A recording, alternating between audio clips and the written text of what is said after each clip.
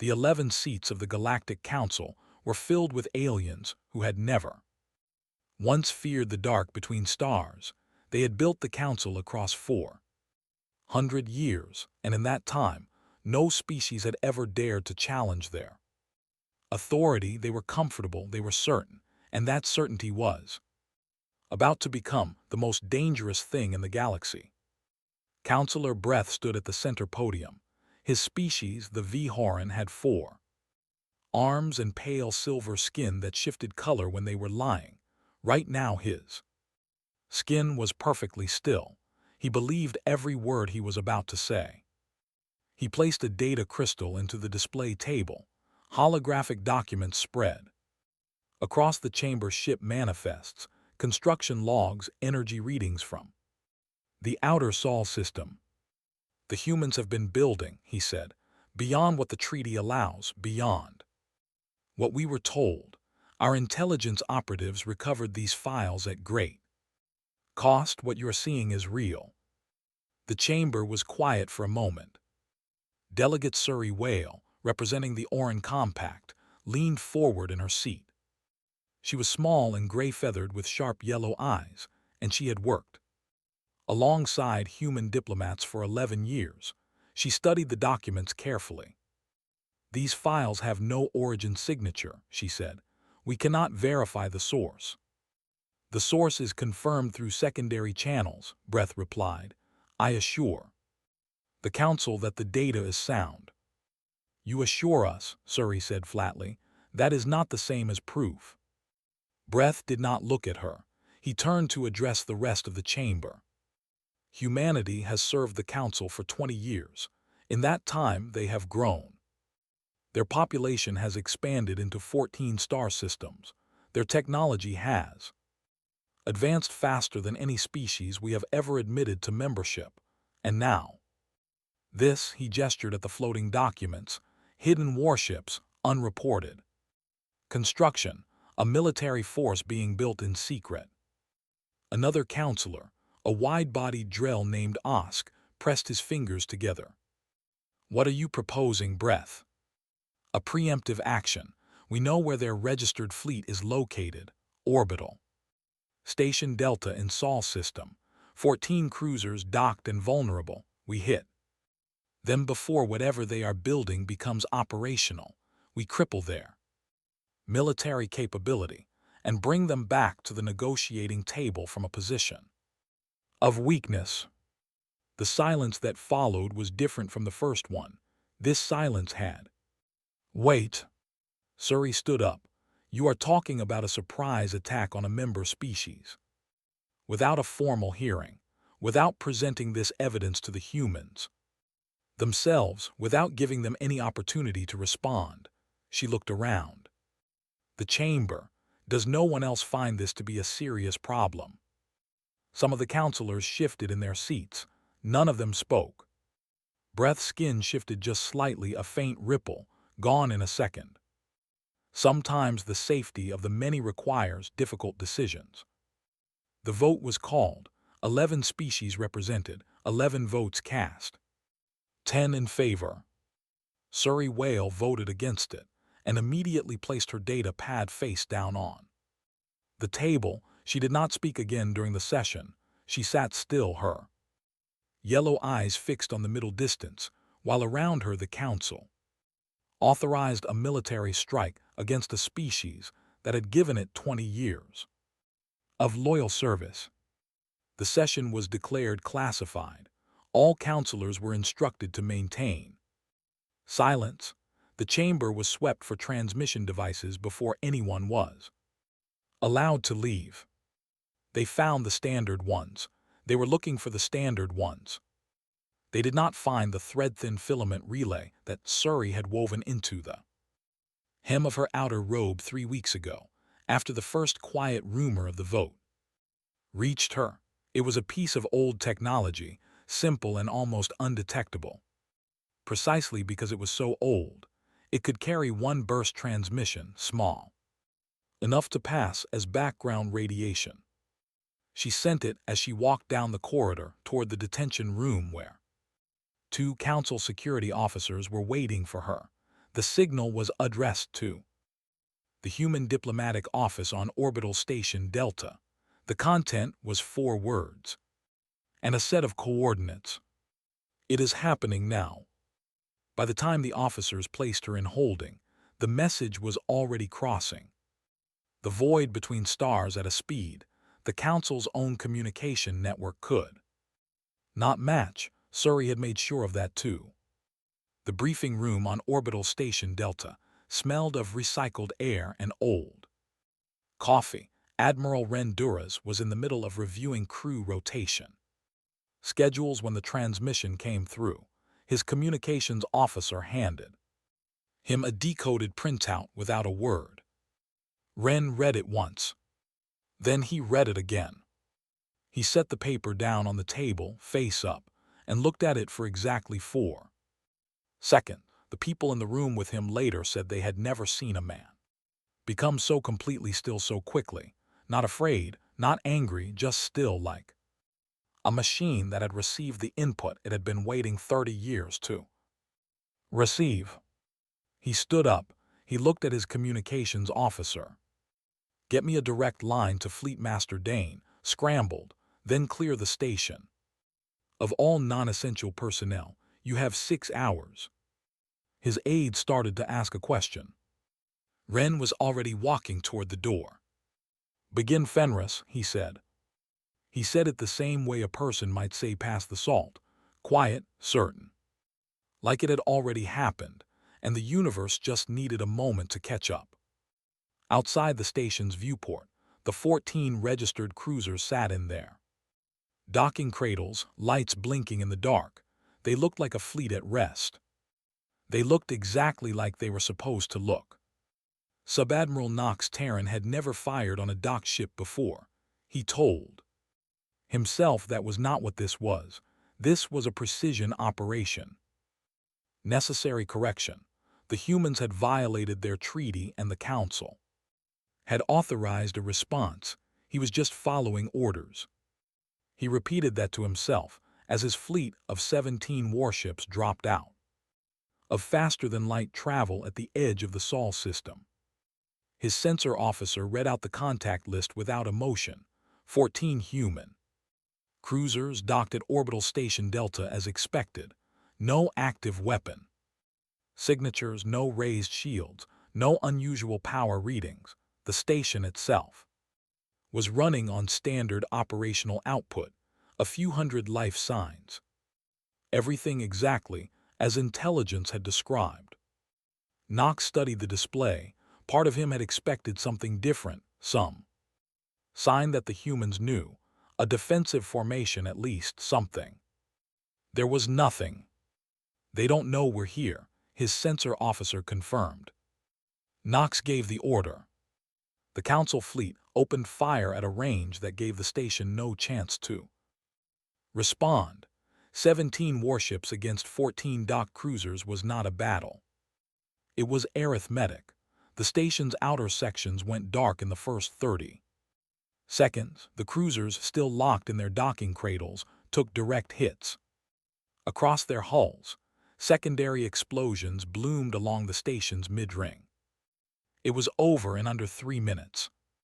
Knox watched the sensor display as the last structural signal from orbital Station Delta went flat. He felt something he did not have a name for. Not pride, not satisfaction, something colder than either. "Confirm all targets destroyed," he said. His tactical officer ran the scan twice. Confirmed. No active signatures from the station. All 14 cruisers show critical hull failure. No power output. Life signs. A pause, minimal. The station was at very low crew capacity, far below normal. Knox frowned. How far below? Station rated for 2,000. We are reading perhaps 40 life signs. And those appear to be in emergency pods already deployed. He looked at his tactical officer. His tactical officer looked back at him. "That is not a normal crew rotation," Knox said slowly. "No, sir, it is not." Knox turned to his communications officer. "Send the confirmation to Council." Station full success report. Then begin withdrawal calculations. I want us clear of Sol system in. Sir, the sensor officer's voice had changed. It had gone very quiet in the specific way that voices go quiet when the person speaking them has seen something they do not know how to explain. Knox turned. The display was showing a gravitational anomaly behind Jupiter, not an unusual reading. Jupiter was the largest planet in the system. Its gravity affected sensor readings regularly, except this anomaly was moving, and it was not alone. 1, 2, 4, 7, 12. 12 gravitational signatures emerging from behind Jupiter's far side. What am I looking at? Knox said. Nobody answered. They were all staring at the display. The signatures resolved into ship profiles. Knox had spent his entire career studying vessel recognition. He knew every class of ship currently registered to human forces under the treaty. He knew their tonnage, their weapon configurations, their shield ratings. He had studied them personally in preparation for this operation. He did not recognize a single one of the ships now appearing on his screen. These were not cruisers.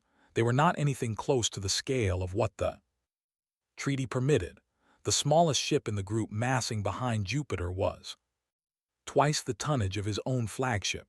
The largest was something he had no category for. His computer was struggling to classify it. It kept returning the same notation: unknown class, unknown class, unknown class. There were 14 of them in total. Then more signatures appeared further out from behind Saturn's rings, from the deep shadow of Uranus. 18, 26, 31. 31 ships of a class that should not exist, assembling in a formation that his tactical training told him immediately was an encirclement. They knew, his navigation officer whispered. Nobody told her to be quiet. A channel opened. Knox's communications panel showed an incoming hail from the largest of the unknown vessels. He accepted it because there was nothing else to do. The face on the screen was a human male, middle-aged, with gray at his temples, and eyes that were completely calm. He was not in the bridge uniform Knox had seen in council briefing files. He was wearing something simpler, something that looked like it had been pressed and ready for a long time. Subadmiral Taryn, the human said. His voice was even and unhurried, the voice of a man with all the time in the world. My name is Ren Duras. I am the commanding officer of Earth's Fenris fleet. What you destroyed this hour were unmanned vessels and an evacuated station. We removed our people 6 days ago. He paused. You have 17 ships, I have 31, none of mine are on your recognition charts because they were never meant to be. Knox said nothing. His throat had gone dry. I am giving you one offer, Ren continued. Stand down your weapons, hold your position, and I will let every one of your ships leave this system without further damage. Reject the offer, and I will demonstrate why the Council should have spent less time reading intelligence reports and more time studying human history. Knox looked at his tactical display one more time. The encirclement was complete. He stood down his weapons. Behind him, his communications officer was already transmitting a single emergency burst back toward Council Station. The message was short. It was the last thing Knox's fleet sent before Ren's ships jammed every outgoing signal in range. It said they knew. They were waiting. On the screen, Ren Duras gave one small nod. Then the channel closed. The 17 Council ships left the Sol system in a loose, quiet formation.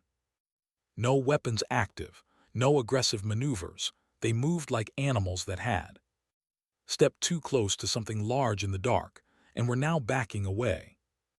Very carefully, Ren watched them go from the command deck of the Dire Wolf, the Fenris fleet. Flagship, around him his crew tracked the retreat in silence. There was no celebration. He had not expected any. The people on this ship had trained for this moment across most of their careers. They did not need to cheer. They already knew what it meant. Commander Yale Sorrow appeared at his side, a data pad in one hand. She was young for her rank, with a habit of reading reports while standing up that drove her subordinates slightly mad. Nox Terran's fleet just cleared the outer marker. They're in jump, gone. Good, Wren said. We're receiving a full broadcast from the Council, Yale added. Breath is calling what happened here a quote, a defensive response to illegal human military expansion. He is announcing the authorization of a second strike. The full Council War fleet this time, 61 ships. Wren turned to look at her. When did you get this? 4 minutes ago. The signal was open band. He wanted us to hear it. Wren considered that for a moment. He walked to the viewport. Outside, the Fenris fleet was holding formation, 31 ships of a scale that the galaxy had not seen from any single species in living memory.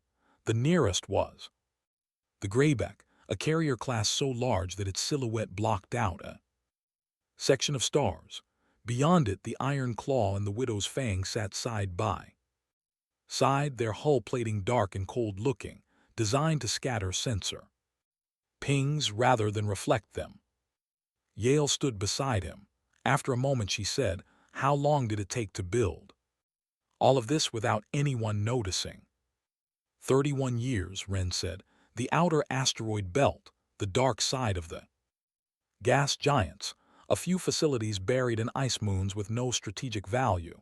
We built the ships in sections, moved the sections separately, assembled them deep in Jupiter's shadow where long-range scans go noisy. He paused. It helped that the Council stopped looking very hard once they decided we were manageable. Yale looked at the Greyback. They really thought we were manageable. Most of them still do, Wren said.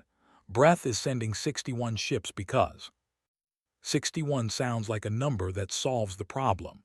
He has not adjusted for what he does not yet understand. A signal came in from Fleet Master Dane, patched through the secure line from the second reserve position.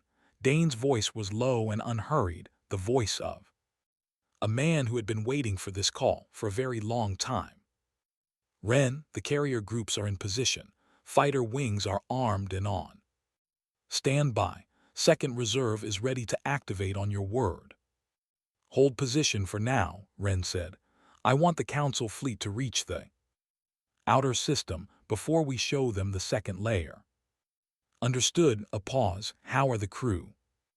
Wren looked around the command deck, at the sensor operator who had been on this ship for 11 years, at the navigation officer who had 3 children back on Earth, at the weapons team who ran their checks with the quiet efficiency of people who had rehearsed the same movements so many times that thinking was no longer required. They're ready, he said. He closed the channel and turned back to Yale. Get me Surrey Whale's status. She escaped the Council detention block 8 hours ago. A group of Council station staff helped her. Apparently, several of the lower-ranking employees had access to the classified vote recording and were not pleased with what they saw. She is currently aboard a neutral transport heading toward our lines. Wren nodded. When she arrives, I want to speak with her personally. She also transmitted something, Yale said. A message for you specifically. It says I told them it was wrong. None of them listened. I am sorry it came to this. Wren said nothing for a moment. He thought about Surrey Whale sitting alone in a Council detention room, knowing exactly what was coming and knowing she could not stop it. 1 vote against 10. 1 voice in a chamber full of certainty. Tell her, he said at last, that her vote is on the record. The galaxy will know about it. Yale relayed the message and then checked her data pad again. Breath's fleet is going to reach the outer system in approximately 19 hours. Our tactical models are giving us a favorable outcome at current force strength, but it won't be clean. They have 61 ships. That's a lot of firepower to absorb even with our tonnage advantage. We're not going to absorb it, Ren said. We're going to redirect it. He moved back to the tactical table and pulled up the Sol system map. He placed markers slowly, deliberately, like a teacher drawing on a board for a class that needed to see the whole picture at once. They are going to arrive expecting a static defensive formation. We are going to give them 3 layers instead of 1. The third layer they will not see until it is directly behind them. Yale studied the map. A slow smile crossed her face. It was not a warm smile. Saturn's rings again, she said. Old hiding places work twice, Ren said. Outside, the Fenris fleet waited in the dark, patient and enormous, named after the wolf that the old stories said would one day devour the sun. The Council had built its certainty over 400 years. Humanity had spent 31 building the answer. 19 hours was not very long at all. The Council war fleet arrived like a slow tide. 61 ships dropped out of faster-than-light travel in a spread formation across the outer Sol system. Their hulls lit by the distant sun. They were the largest assembled force in Council history, a point Breath had made 3 times in his briefing to the fleet commanders. The message was clear. This was not a surgical strike. This was authority made physical. Fleet Commander Vesk, who led the Council fleet from the bridge of his heavy cruiser, had been given a single objective: destroy whatever the humans had hidden in the Sol system, leave nothing capable of fighting back. His first sensor sweep returned 31 contacts, human vessels, large and unfamiliar, sitting in a straight defensive line between the Council fleet and the inner planets. Vesk studied the tonnage readings and felt the first trace of unease he had experienced since accepting this assignment. These ships were bigger than the intelligence reports had suggested, considerably bigger, but there were 31 of them against 61. Numbers still favored the Council. All weapons to active, he said. Advance in standard column. The Council fleet moved forward. The human line did not move. It simply sat there, enormous and dark and patient, and Vesk had the uncomfortable sensation that he was walking towards something that wanted him to keep walking. He opened fire at maximum range. The human wall absorbed the opening barrage on shields that did not buckle, did not fluctuate, did not even register significant stress. Then the human ships returned fire, and Vesk immediately understood that the intelligence reports had been wrong, not just about the number of vessels but about their weapon yield. The first human salvo hit the front 6 Council ships hard enough to knock 2 of them out of formation. Reinforce forward shields, Vesk ordered. Close the gap, hit them at close range where our numbers. Sir, his tactical officer's voice had that particular quality of someone forcing themselves to remain professional while every instinct was pulling in the other direction. New contacts emerging from Saturn's ring plane. Count is a pause. 14 additional human vessels. They are behind our formation. They are already within weapons range. Vesk turned slowly to look at his tactical display. The human ships that had appeared behind him were the same unknown class as the front line, dark, enormous, equipped with weapons his sensor suite was struggling to fully categorize. They had been sitting inside Saturn's debris for how long? Hours. Long enough for his fleet to pass them, long enough to close the door. He was in a box. All ships emergency turn, redirect fire to. Then the third layer appeared. From the deep shadow behind the sun's far side, Fleet Master Dane activated the carrier groups. The Fenris reserved 6 carrier-class vessels, each longer than most Council space stations, emerged from hiding and released. Their fighter wings, 2,000 single-pilot human fighters poured into the battle space like a cloud of fast-moving light, each one too small to track individually, too numerous to prioritize. The Council fleet had no fighter wing. The Council had not built fighter wings in 200 years because no species in the galaxy had used them. There was no doctrine for this, no countermeasure prepared, no trained response. Council point defense systems were designed for missiles and torpedoes, not for 2,000 independent contacts approaching from every angle at once. The battle lasted 3 hours. It was not the fast, clean victory the Council had announced to the galaxy. It was hard and costly, and Ren lost 9 ships, including the Greyback's outer engine section, which burned for 20 minutes. Before the crew brought it under control, the Council fought back with genuine ferocity because they had no choice and nowhere to go. But the outcome never changed. At the end of the 3rd hour, 43 Council ships had been disabled or destroyed, 11 had surrendered, 7 had managed to break through the encirclement and flee into jump space. Ren let the 7 go. He watched them disappear from the sensor display and then stood still for a long moment at the tactical table. Yale appeared at his elbow. She had a cut above her left eye from when a power relay had blown during the fight. She had not gone to medical. Should I order pursuit of the escapees? No, Ren said. Let them carry the news. He looked at the sensor display one more time. The Sol system was full of wreckage and silent ships, and the slow bloom of debris fields where the battle had been fiercest. It looked like a war. It was a war. He had tried very hard for a very long time to make sure it never came to this, and it had come to this anyway, because 10 aliens in a comfortable chamber had decided that humanity's existence was a problem to be managed. He closed that thought down. There was no time for it. Get me a damage report from all fleet elements, he said. Then plot a course for Council space, non-aggressive transit speed. I want them to see us coming from a long way off. He pulled up the galactic map and placed one marker on the Council's core system. Begin Fenris Phase 2. Yale looked at the marker. Are we going to burn them? No, Ren said, with the same quiet certainty he had used when he first spoke. The name Fenris in a briefing room that smelled of recycled air and old coffee.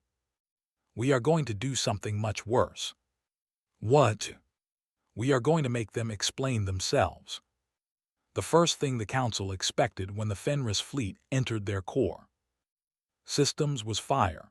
Every war in galactic history had followed the same shape. The stronger force arrived, it destroyed, it demanded submission.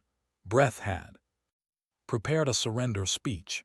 He had written it carefully, choosing words that acknowledged defeat without assigning blame, the kind of language designed to begin a negotiation from the floor.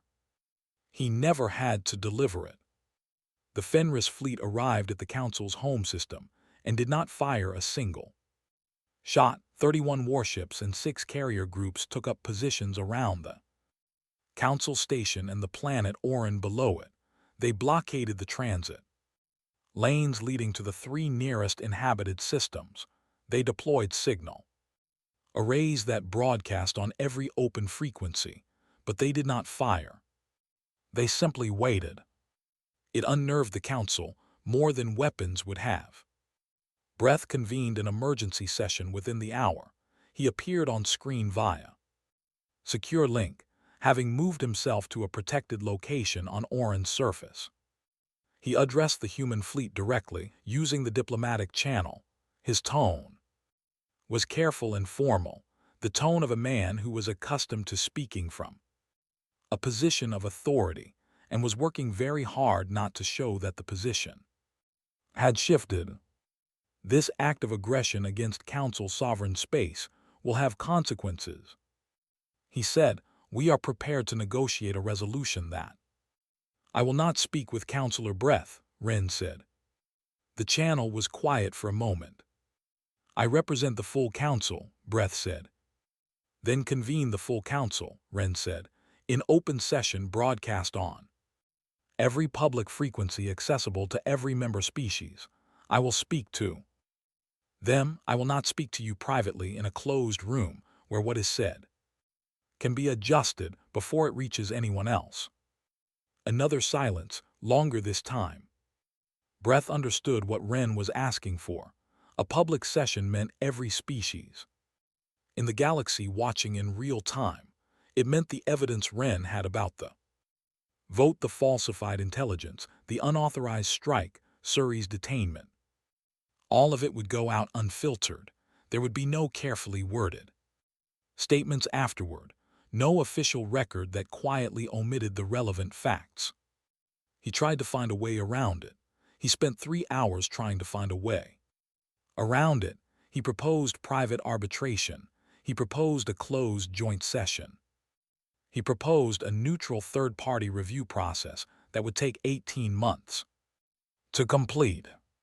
Wren responded to each proposal with the same 3 words: open public session. It was Counselor Osk, the wide-bodied Drell who had sat in silence during the original vote, who finally sent a private message to Breath. The message was short. It said, "We have to agree to it. The 7 ships that escaped are already talking. Everyone already knows a version of what happened.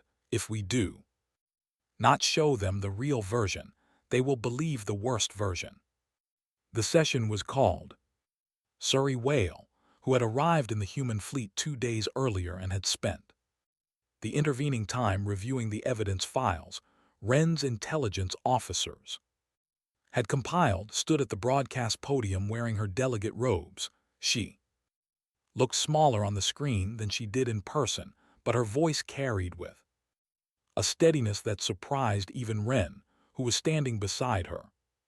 She read the record, all of it, the original rumor of the vote, the emergency session, the falsified construction data that had never been verified, traced eventually to a V-Horan intelligence operative with documented ties to Breath's personal staff, the 10-to-1 vote, the authorized strike, the destruction of an evacuated station, the detainment of a sitting delegate for voting against an illegal action. She read all of it, slowly and clearly, in the language of each species as she reached the parts most relevant to them. She had been a diplomat for 23 years. She knew how to make a sentence land. Across the galaxy, in 1,000 systems, the broadcast played. Council member. World said very little. Species outside the council reacted louder and faster. 3 council member species announced they were suspending participation pending a full, independent review. Breath sat in the chamber and said nothing for most of the session.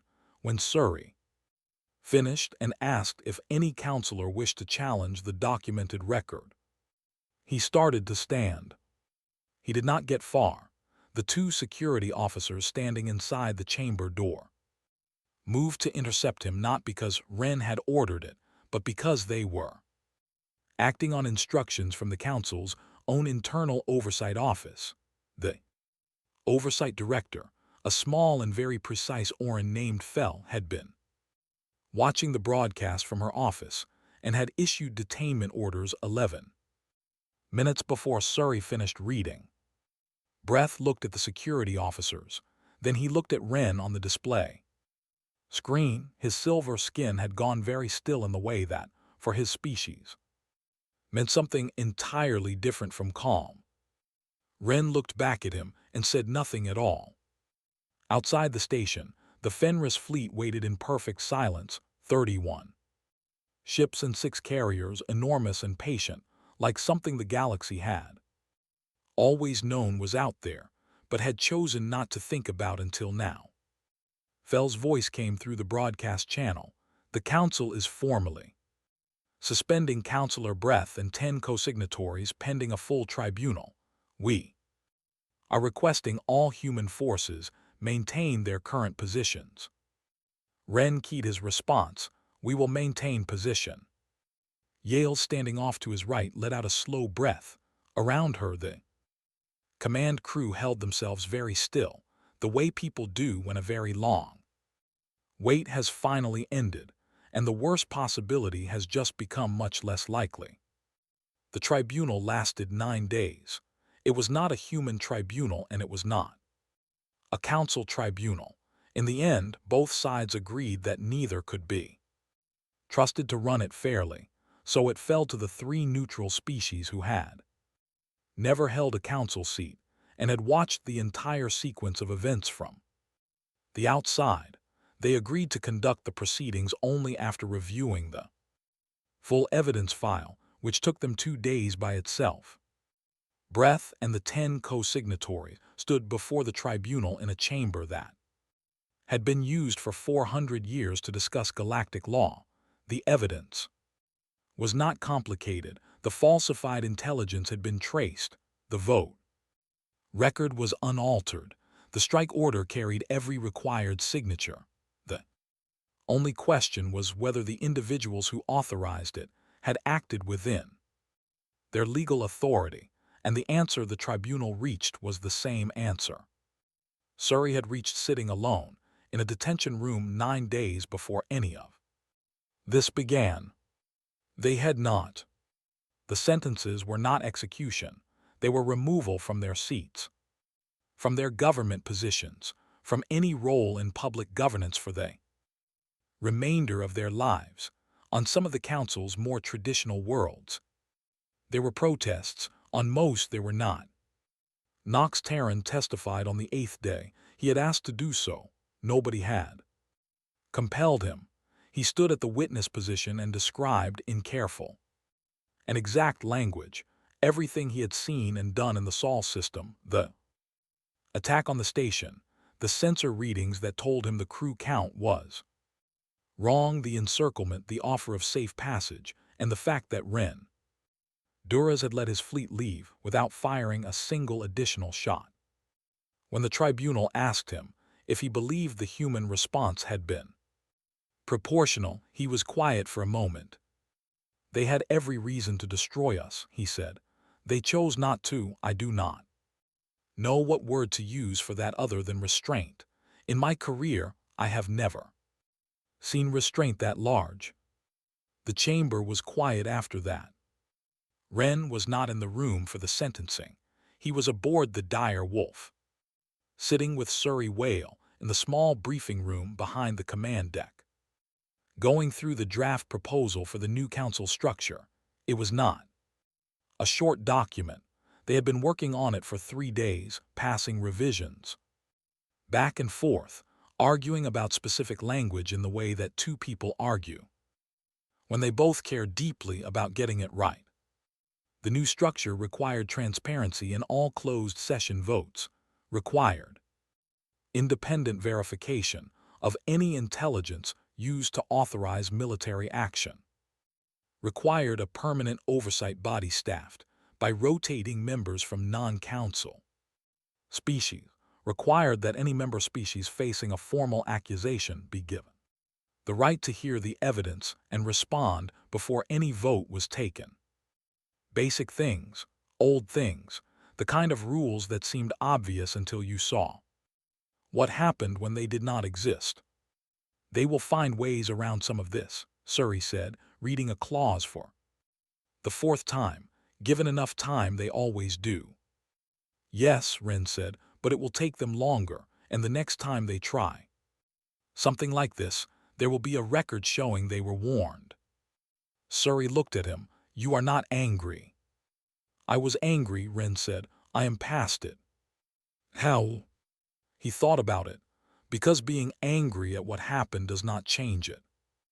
Building something that makes it harder to happen again, that changes it."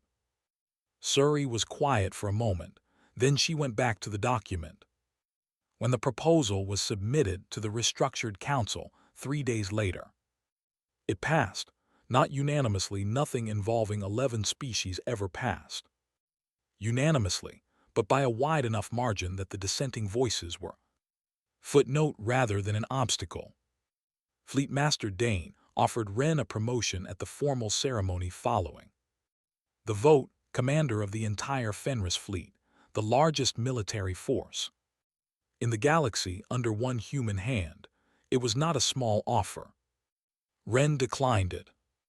He requested reassignment as Earth's new permanent ambassador to the restructured council. Yale Sorrow took command of the Fenris fleet without ceremony, shook Wren's hand in the corridor outside the briefing room, and went back to work. One ship from the Fenris fleet did not return home with the others. It was the Iron Claw, a dreadnought of the Second Reserve, chosen because it was among the most visible of the fleet's vessels. It took up permanent orbit around Council Station Sierra and broadcast on an open frequency, continuously. A single sentence in every language spoken by every council member species.